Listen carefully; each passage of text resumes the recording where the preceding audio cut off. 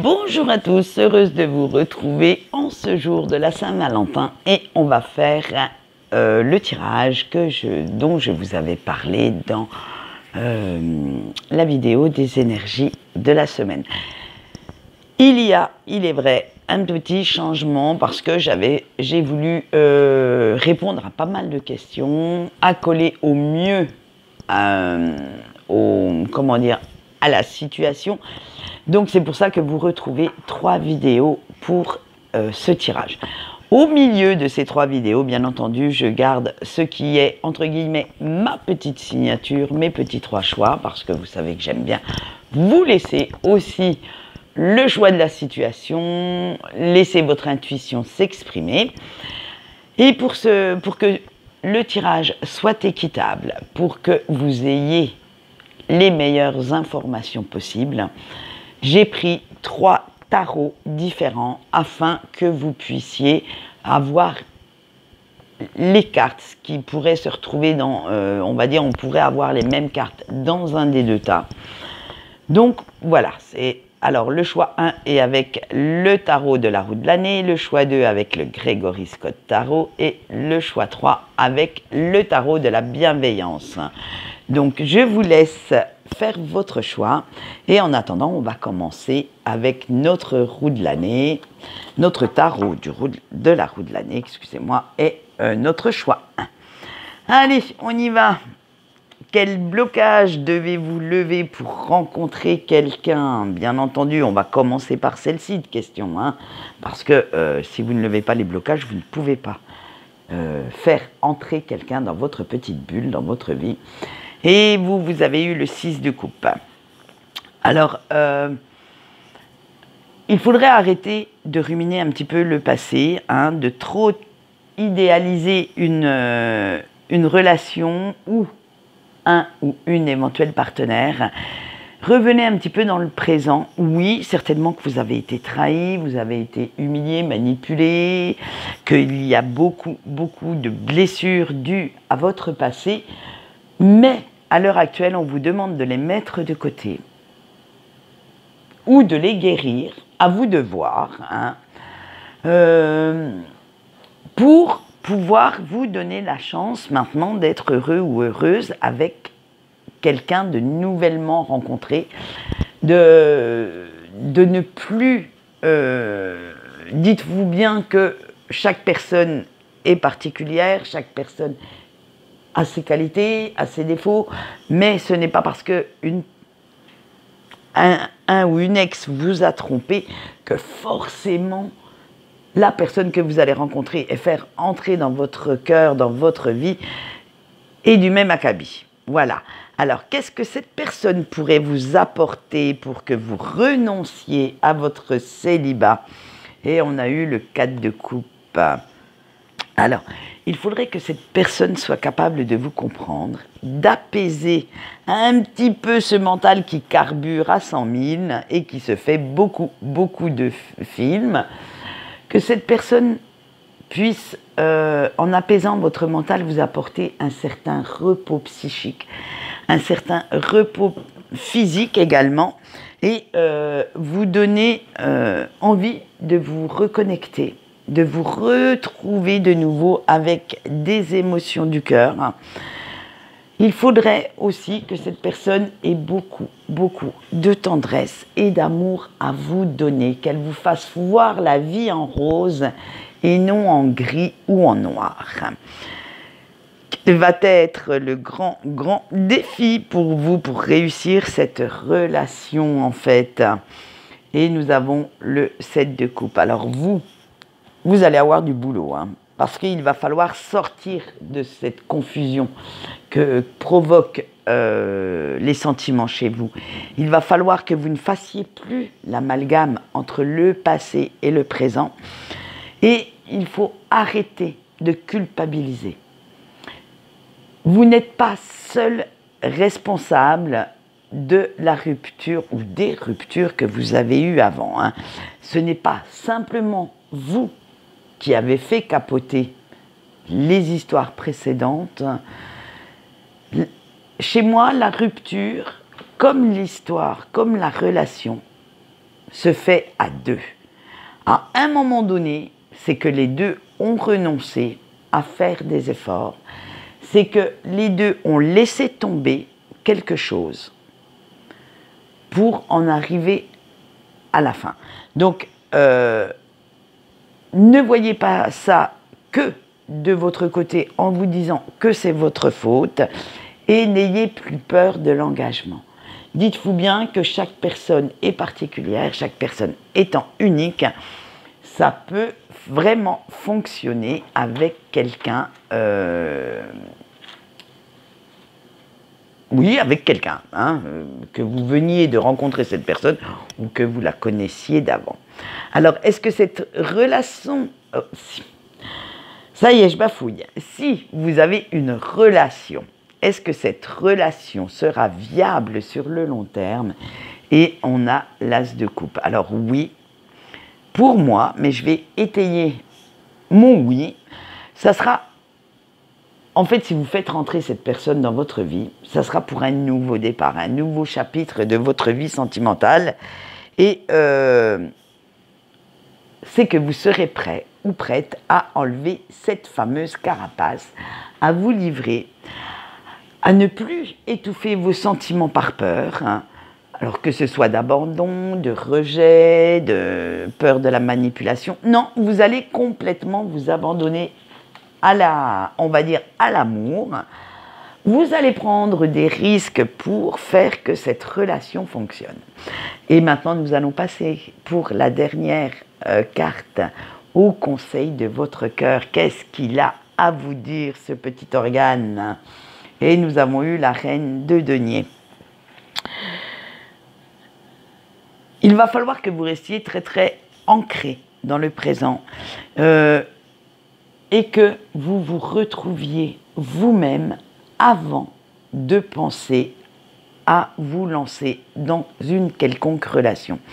Il faut prendre le temps de guérir, prendre le temps de comprendre ce qui vous fait le plus peur dans on va dire dans un couple, dans une vie au quotidien à deux, faire en sorte de ne pas voir votre autre comme, j'allais dire, comme le sauveur, le messie, mais dites-vous bien que vous devez le voir ou la voir comme quelqu'un qui vient vous aider, qui vient vous compléter. En fait, vous êtes déjà quelqu'un d'unique, de merveilleux, de parfait vous-même. Alors, arrêtez de croire que vous avez besoin à tout prix de quelqu'un d'autre pour vous révéler. Vous pouvez très bien vous révéler tout seul ou toute seule. Voilà ce qu'on peut dire pour le choix 1. Et on va passer au choix 2 avec notre Gregory Scott Tarot. Et on va poser les mêmes questions. Allez, quel blocage devez-vous lever pour rencontrer quelqu'un dans cette année? Et on a eu le 7 de denier. Alors, vous voudriez être déjà en relation avant d'avoir rencontré la personne. Ouais, voilà, c'est ça en gros. Vous ne prenez pas assez de temps pour connaître profondément quelqu'un. À la limite, vous avez le premier rendez-vous, vous vous dites oh, non, allez, cette personne ne m'intéresse même pas physiquement. Physiquement, ouais, vous allez vous attacher aux apparences en fait. Il faudrait vous montrer un petit peu plus patient ou patiente, parce qu'une relation ne se construit pas en un jour, ou en l'occurrence, dans ce cas-là, en tout cas des célibataires, en une nuit. C'est pas au bout du premier rendez-vous que vous pouvez apprendre à connaître quelqu'un. Après, je veux bien qu'on ait toujours un signal d'alarme, qu'on écoute bien son instinct. Si dans notre cerveau, ça sonne et puis que ça dit « Allez, barre-toi vite de là, cette personne n'est pas pour toi ». Mais si vous passez une soirée agréable, si physiquement cette personne vous plaît, des fois il faut plusieurs rendez-vous pour que l'amour puisse naître. Surtout que si vous êtes célibataire, c'est qu'il y a eu des raisons à ça. Hein. Donc peut-être des peurs, peut-être des, on va dire, des ruptures difficiles. Donc ne laissez pas les apparences jouer en votre défaveur, vous portez préjudice. Montrez-vous un petit peu plus patient ou patiente et apprenez à connaître d'éventuels candidats ou candidates au rôle de compagnon ou compagne. Allez, qu'est-ce que cette personne pourrait vous apporter pour que vous renonciez à votre célibat?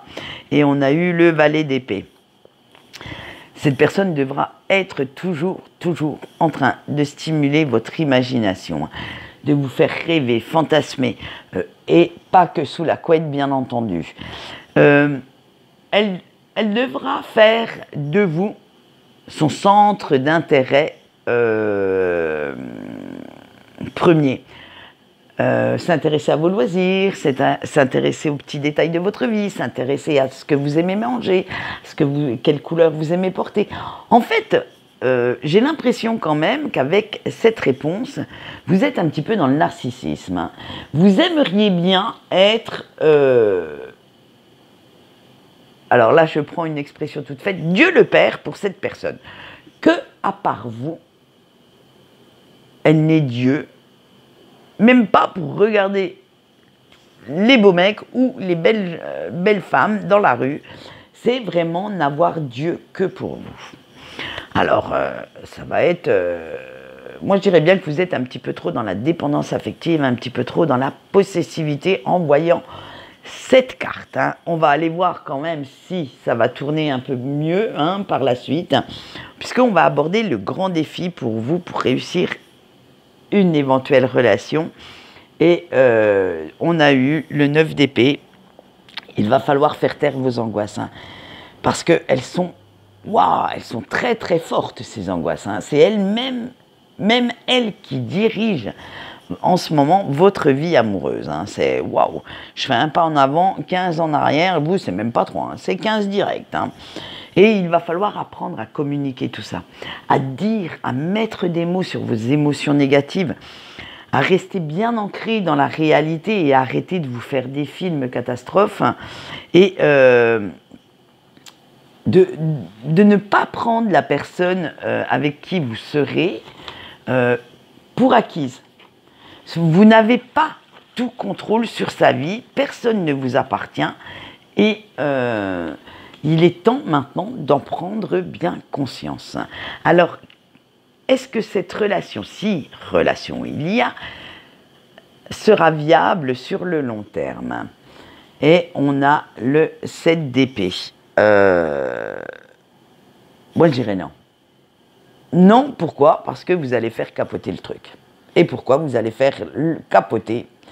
Eh bien, vous allez rester trop dans la peur, trop dans la jalousie, trop dans la peur du mensonge, que votre autre vous trahisse. Vous n'allez pas oser dire ce qui vous gêne, ce qui ne va pas. Et du coup, eh bien, ça va faire un très très mauvais climat dans votre relation. Ça va créer beaucoup de conflits, beaucoup de désaccords, beaucoup de... Ouh, ça va être très lourd hein, chez vous, hein, si vous vous mettez en couple maintenant. Hein. Alors du coup, eh bien, votre autre fera ce qu'il ou elle a à faire. Eh bien, forcément, elle vous tournera le dos. Parce que personne ne peut vivre dans la justification permanente, dans la peur permanente de faire quelque chose de mal ou de dire quelque chose qu'il ne faut pas. Bref, c'est vous qui allez faire capoter à cause de vos blessures non guéries. Allez, on voit maintenant le conseil de votre cœur. Qu'est-ce que votre petit cœur pourrait vous dire pour changer tout ça? Et nous avons le 6 de denier. Votre cœur vous dit qu'il va falloir apprendre à s'ouvrir aux autres, apprendre à mettre des mots sur vos mots, apprendre aussi à gérer ce stress, tout le stress généré par vos sentiments, par vos émotions. Arrêtez de se croire piégé pour X raisons. Demandez de l'aide, parlez avec votre hypothétique, alors si vous allez vous mettre en relation avec une personne qui saura quand même vous apporter soutien, réconfort, une épaule pour pleurer quand ça ne va pas. Mais ne restez surtout, surtout pas dans ce mal-être dans lequel vous êtes actuellement. Parce que vous foncez droit dans un mur. Il va falloir prendre un petit peu conscience de tout ce qui vous blesse, de tout ce que ces cicatrices encore béantes, et essayer de les refermer. Allez, on passe au choix 3 et notre tarot de la bienveillance. Excusez-moi, j'avais perdu le fil. Et on va voir ce que ça vous dit aussi, pour les mêmes questions bien entendu. Allez, quel blocage devez-vous lever pour rencontrer quelqu'un? Et on a le 2 de terre. Vous, il va falloir savoir doser. Eh oui, savoir doser l'amour que vous allez apporter à une personne. Ne pas l'étouffer, ne pas le cantonner dans une cage, laisser cette cage ouverte, laisser cette personne un petit peu respirer et ne prenez surtout pas votre partenaire comme un objet ou comme acquis ou acquise. Laissez du temps, de laisser cette personne prendre soin d'elle, faire ce qu'elle a envie sans vous imposer. Vous, ça va être cette possessivité, cette dépendance qu'il va falloir travailler pour pouvoir vous en débarrasser. Alors, qu'est-ce que cette personne pourrait vous apporter pour que vous renonciez à votre célibat? Et on a eu le 8 de feu. Il faudrait qu'elle vous apporte beaucoup de légèreté, beaucoup d'enthousiasme, beaucoup de pétillant, de trucs qui fait du bien, quoi. Et se projeter avec vous dans l'avenir, faire de gros projets à long terme et on va dire que cette personne vous apporte un certain bien-être, à la limite qu'elle soit une personne qui vous entoure, mais d'une grosse dose d'amour et qu'il ou qu'elle vous prouve tous les jours que vous êtes l'élu de son cœur. Alors, quel va être le grand défi pour vous pour réussir une hypothétique relation? Et on a eu le 9 d'air. Il va falloir faire taire vos angoisses, en fait. Il va falloir apprendre à communiquer, mais sainement, en laissant de la place à l'autre, en laissant l'autre exprimer ses émotions, ses sentiments, ce dont il a envie ou elle a envie de parler.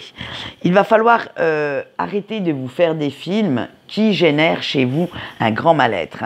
Arrêtez de vous dire que cette personne se moque de vous, que cette personne ne vous... Comment dire?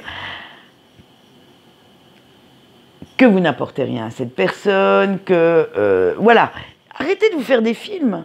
Quand vous avez un sujet de désaccord, quand vous êtes mal dans votre tête, dans votre peau, allez plutôt discuter avec votre autre plutôt que de laisser votre imagination vous fourvoyer sur un mauvais chemin plus sombre qu'il ne faut. Allez, et alors, s'il y a une relation dans votre vie pour cette année, est-ce que cette relation sera viable sur le long terme?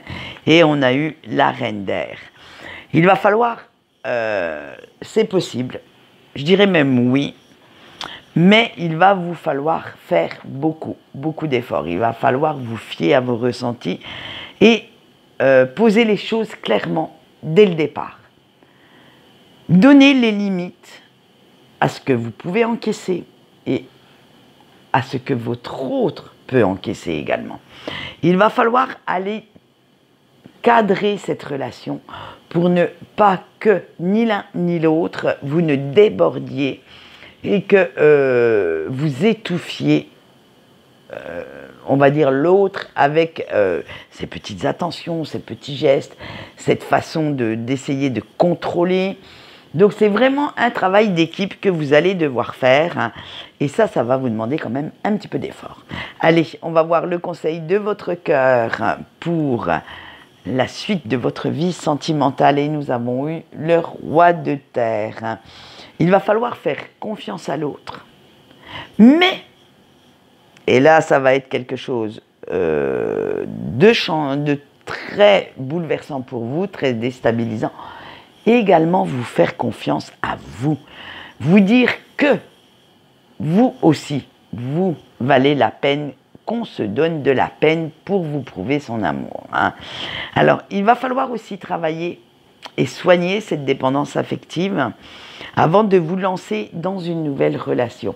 Il faut vraiment arrêter de vouloir tout contrôler, de vouloir aussi contrôler faits et gestes de votre autre. Restez dans l'optique que cette personne est avec vous. Et si il ou elle est en relation, en couple avec vous, c'est que cette personne le veut. C'est pas parce que quelqu'un lui aura jeté un sort. Hein.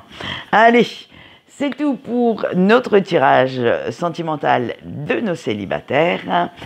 Et pour ceux qui le souhaitent, attention, on va basculer sur la dernière vidéo, la vidéo des breaks. En attendant, je vous souhaite de finir harmonieusement et joyeusement cette semaine de l'amour. Quant à moi, je vais vous souhaiter quand même une bonne journée et je vous dis au revoir.